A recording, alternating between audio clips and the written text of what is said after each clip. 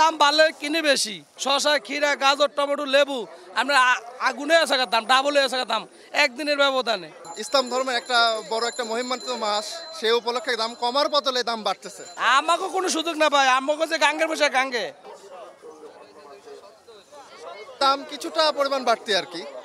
যেমন এর আগে আমি টমেটো কিনেছিলাম 20 টাকা কেজি, আজকে কিনলাম হচ্ছে 30 টাকা কেজি। এরপরে শসা এর আগে আমি কিনেছিলাম 40 টাকা কেজি, আজকে সেই শসা কিনছি 60 টাকা কেজি। আমরা আরও বাজার করেছি, যেমন তেল পাওয়া যাচ্ছে না, আমরা সকাল থেকে খুঁজতেছি তেল পাই নাই। এরপরে হচ্ছে ছোলা কিনলাম, আরও কিছু বাজার সদাই করলাম রমজান উপলক্ষে। তো সব কিছু দামই মোটামুটি আগের চাইতে কিছুটা পরিমাণ মনে হচ্ছে বাড়তি। এটা আসলে অপ্রীতিকর, প্রথম কথা অপ্রীতিকর। আর রমজান উপলক্ষে একটা ইসলাম ধর্মের একটা বড় একটা মহিমান্বিত মাস, সেই উপলক্ষে দাম কমার বদলে দাম বাড়তেছে। এটা আসলে খুবই আশাহত এবং আমরা খুবই আসলে শোকাহত বলতে গেলে। না না ভাই, দাম কমবো, এই 2-4 এক সপ্তাহ থাকলে দাম কমবো। এখন একটু দামটা একটু বেশি। সবাই তো মনে করেন যে 1 কেজি 5 কেজি নিতে আছে, তাহলে দাম বাড়বো না? আপনার মনে করেন শসা আগে 50-40 টাকা বেচছি, 30 টাকা বেচছি, ওখানে আজকে 70 টাকা বেচি।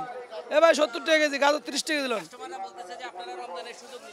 আমাকে কোনো সুযোগ না পায়, আমাকে যে গাঙ্গের বসে গাঙ্গে কথা আছে না, গাঙ্গাটা গাঙ্গে আম কইছে হেই বাবু একটা ভালো সাথে আমগো কিনে বেশি বেচা বেশি, বুঝছেন?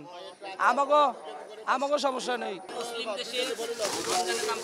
ভাই। এই জায়গায় যাইতে গেলে আরো 100 বছর অপেক্ষা করতে হইব।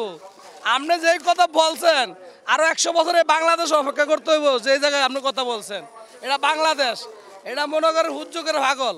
লবণ কেজি 120 টাকা কিনছে, দেখছেন না?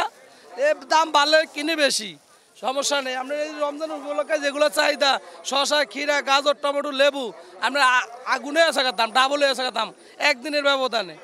এটা হচ্ছে বাংলাদেশ, সোনার বাংলাদেশ। এই দেশ শাসন করতে আরো 100 বছর অপেক্ষা করতে হবে আমাকে।